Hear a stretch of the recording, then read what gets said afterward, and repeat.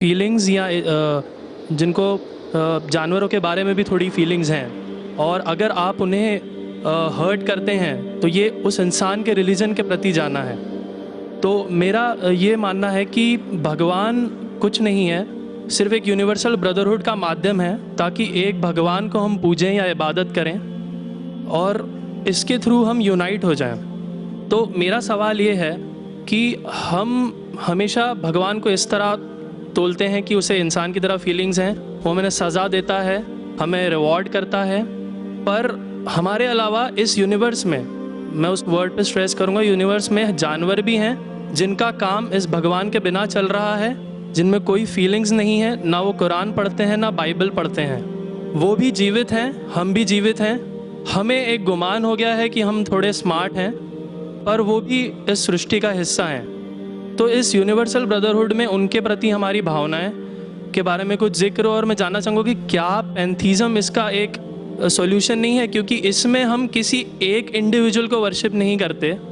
जैसा कि जुडाइज़म में कहा गया है कि I am a jealous God, और एक जेलस एक ऐसा इमोशन नहीं है जिसे हम पूज सकें मेरे हिसाब से। पर अगर हम पैंथीज़म को एक सोल्यूशन माने तो ये एक ऐसी चीज़ है जो हमेशा रही है। पेड़ हमेशा रहे हैं, ये यूनिवर्स हमेशा रहा है, जबकि धारणाएं, डेफिनेशंस भगवान की हमेशा बदलती रही हैं। तो अगर हम गॉड को कांस्टेंट के रूप में देखना चाहते हैं और इसे एक माध्यम बनाना चाहते हैं आपसी भाईचारे का, आलमी भाईचारे का, तो क्या पैंथीज़म इसका एक सॉल्यूशन नहीं है? भाई साहब ने सवाल पूछा कि यूनिवर्सल ब्रदरहुड हम सिर्फ इंसानों तक महदूद रह गए हैं, क्या जानवर में जान नहीं है? और ये भगवान को हमने खुद बनाया ताकि आलमी भाईचारा रहे, लेकिन क्या पैंथीज़म इसका सलूशन नहीं है कि भगवान को हम दूसरे रूप में देखें? भाई साहब का अच्छा सवाल है। सवाल के दो हिस्से हैं। पहला एक हिस्सा है कि यूनिवर्सल ब्रदरहुड सिर्फ महदूद इंसानों तक क्यों, जानवर पेड़ पौधों को क्यों नहीं लिया गया? दूसरा सवाल, क्या पैंथीज़म इसका सलूशन नहीं है?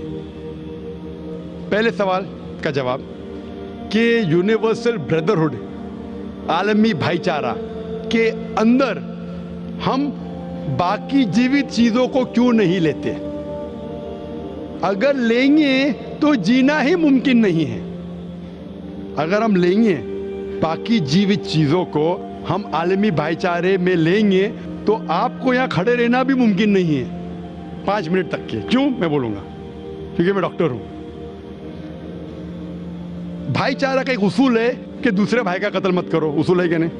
ठीक है, आप सांस ले रहे, अभी सांस ले रहे ना? आप जब सांस लेते लाखों जर्म्स का कत्ल कर रहे हैं आप कैसे भाई? ये लाखों लोग का कत्ल कर रहे जीने के लिए, ये कैसा भाईचारा है? तो इसीलिए भाईचारे का डेफिनेशन जरा हम बराबर तौर से समझ ले, फिर हम डिस्कस करें। क्योंकि अगर आप कहेंगे हर जीवित चीज मेरे भाई है, तो आप भाईचारे के खिलाफ। कोई भाईचारा में ये नहीं है कि दूसरों का कत्ल करो अपने आप को जिंदा रखने के लिए। कभी भी इस्लाम में ये नहीं कहा गया है कि दूसरों को दबाओ अपने आप को ऊंचा करने के लिए। और मैं अल्लाह के रसूल की एक मिसाल दूंगा आपको। अल्लाह के रसूल फरमाते हैं, आप जब देखते हैं एक खजूर का दरख्त, पाम ट्री, वो एक मोमिन की मिसाल है, मुस्लिम की मिसाल है, तो साहबा सोचते इसका क्या मतलब? क्यों एक खजूर का दरख्त, पाम ट्री को मुस्लिम कह रहे? समझ में नहीं उनको। आज हम जानते हैं, उस टाइम अल्लाह के रसूल ने कहा, कोई भी पेड़ पौधे जब भी बढ़ते ऊपर, वो क्या करते हैं? आजू बाजू पेड़ को हटाते हैं, फिर ही बढ़ते हैं। नीचे जाते हैं, अपने पौधों को, रूट्स को एक्सपैंड करते हैं। इसीलिए आप देखेंगे म्युनिसिपैलिटी क्रैक्स को तोड़ती है, मजबूत करे। क्यों? वो पेड़ बढ़ता है तो क्रैक हो जाता है, फिर से टाइल लगाते हैं। जितना पौधा बढ़ता है, जितना पेड़ बढ़ता है, उतना आजू बाजू नुकसान करता है। एक वाहिद दरख्त है पाम ट्री, जो जितना ऊंचा जाता है दूसरे को नुकसान नहीं पहुंचे, सीधा जाता है। बाकी लोग यहां जाते हैं, वहां जाते, इसके घर में घुसते, उसके घर में घुसते। ऊपर जाते सीधा, किसी को तकलीफ नहीं देते, नीचे भी जाते सीधा, आजू बाजू घूमते नहीं। अगर आप अपने आप को बड़ा बनने के लिए दूसरों को दबाएंगे, ये मुस्लिम नहीं। तो तो अगर मैं मानूं आपकी बात को कि हर जीवित इंसान को भाईचारा करूं, तो मुझे जीने का हक ही नहीं, किसी को जीने का हक नहीं है। लेकिन उसका मतलब ये नहीं कि हम दूसरे जीवित लोग को तकलीफ पहुंचाएं जानबूझ के। इसीलिए इस्लाम में जब मोहम्मद सल्लल्लाहु अलैहि वसल्लम पैगाम दिए अरब देशों में, अरब ममालिक में, तो लोग ने कहा ये कैसा इंसान है। जब अल्लाह के रसूल ने कहा कि ऊंट के ऊपर ज़्यादा वजन मत डालो, हराम है, घोड़े को ज़्यादा तकलीफ मत दो, तो लोग कहने लगे ये तो अभी इंसानों की हुकूक की बात कर रहा था, अभी जानवरों की हुकूक की बात कर रहा है।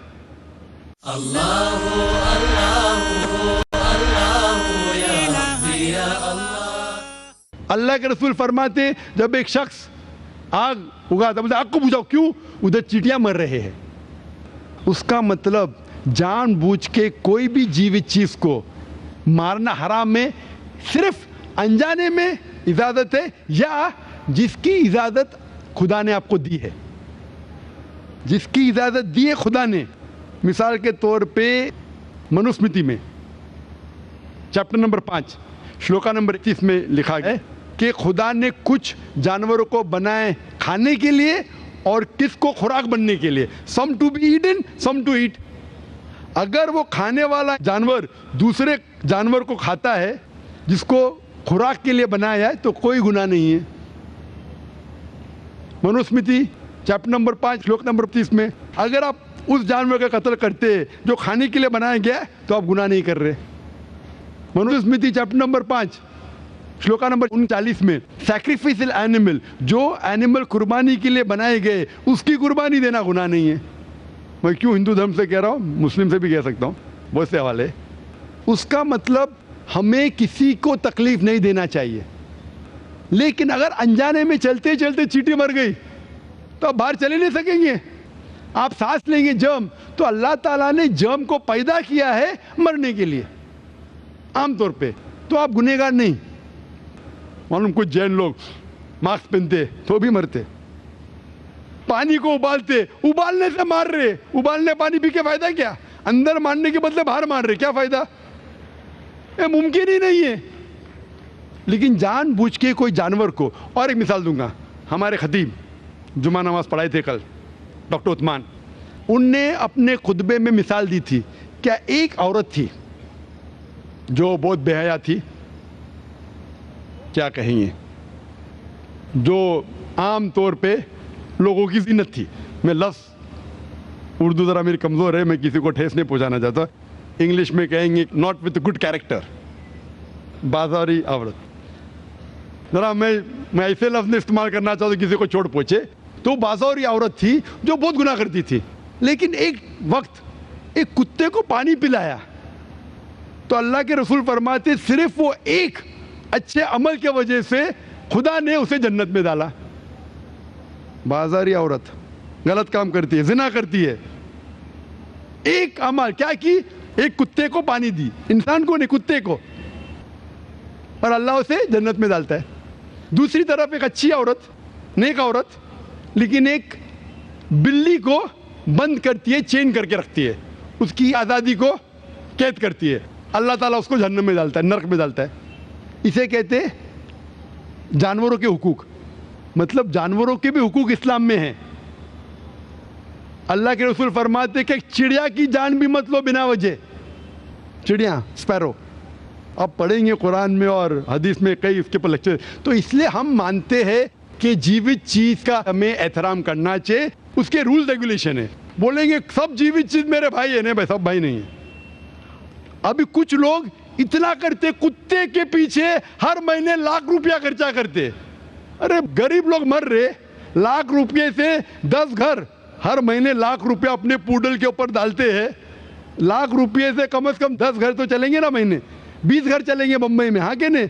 वो 20 घर को संभालो ना, एक पूडल को संभाल रहे। ये किधर का इस्लाम है? ठीक है, जानवर की कदर करो, इतना कदर मत करो कि उसके हाथ में चेन डालो सोने की, ये करो, ये खाना लेके आओ। खाना लेके आते लाख रुपए का, आप समझ रहे ना? तो इतना मत इसराफ करो इस्लाम के अंदर सिखाया गया है कि भाईचारा जो मैंने जिक्र किया, बट जानवरों को भी देखो और उसके साथ अच्छा बर्ताव करो, बिना वजह किसी जानवर का कत्ल मत करो। ये आपका सवाल था। आपका दूसरा सवाल इसके अंदर जवाब हो गया। आप कहते हैं कि पैंथियज्म, सबको खुदा मानना इसका जवाब है। उसका जवाब में कहा था, हमारे भाई जो अवतार सिंह थे ना, उसने कहा था पैंथियज्म, सब कुछ खुदा है, सब कुछ खुदा है। इससे क्या होता है कि सब कुछ खुदा है, मतलब अगर आप सबको खुदा मानते, चोर को भी खुदा मानते, डाकू को भी खुदा मानते, खुदा का मतलब उसका कहना मानना, बराबर कि नहीं, उसकी इज्जत करना, उसकी इबादत करना, वो जो कहता है उसकी बात मानना। तो आप अगर वो चोर को खुदा बोलेंगे, वो बोलेगा चोरी को, तो आप चोरी करना शुरू करेंगे। वो बलात्कार करने वाला कहेंगे आपसे, आप उसको खुदा बोलेंगे, चल मैं बलात्कार कर, आप करेंगे? करेंगे? तो इसी तरह ये इलॉजिकल है।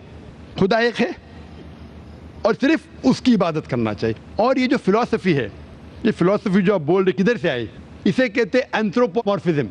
क्या कहते हैं? एंथ्रोपोमॉर्फिज्म, मतलब गॉड ने हर चीज़ की शक्ल हासिल की। और इसके अंदर एक फिलॉसफी है कि खुदा इतना पाक, इतना नेक, वो जानता नहीं कि किस तरीके से इंसान को तकलीफ होती है। और ये एंथ्रोपोमॉर्फिज्म जो फिलॉसफी है, खुदा अलग अलग चीज़ में शामिल होते हैं। और कई मज़हब इस्लाम के अलावा, कोई मज़हब कहता है कि खुदा एक बार इंसान का रूप हासिल किया, कुछ मज़हब कहते हैं अनेक बार। और उनकी लॉजिक है कि खुदा इतना पाक, इतना नेक, इतना महान, उसे पता नहीं इंसान की तकलीफ़ क्या है, इंसान को किस चीज़ का बुरा लगता है। इतना नेक, इतने पाक, इंसान को दर्द कैसा होता है, इंसान को तकलीफ़ कैसा होती है। तो ये खुदा जो नेक और पाक है, जानने के लिए इंसान के उसूल क्या होना चाहिए, वो इंसान का रूप धारण करते हैं। ये फिलॉसफी है एंथ्रोपोमॉर्फिज्म की।